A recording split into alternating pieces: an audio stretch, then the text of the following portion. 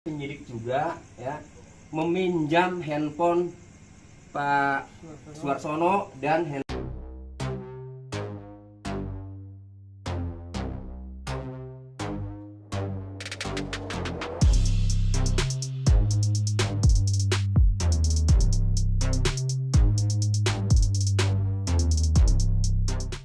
tetapi penyidik juga ya meminjam handphone Pak Suarsono dan handphone Pak Suparman karena Ibnu ini nggak punya handphone.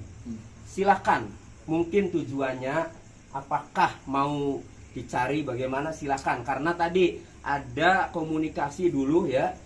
Peggy Setiawan minta Pak Suarsono Bondol itu untuk bekerja 2016 karena Peggy Setiawan sebelum kejadian ada di Bandung kan, kemudian 21 Agustus berangkat. Lebih bagus kalau itu terungkap lewat operatornya, berarti memang Peggy Setiawan ada di Bandung. Intinya kami mendukung, semakin diungkap semakin kelihatan karena kami ini menyampaikan yang sebenarnya.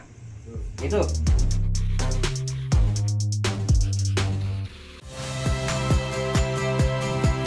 Saya Cynthia Rompas.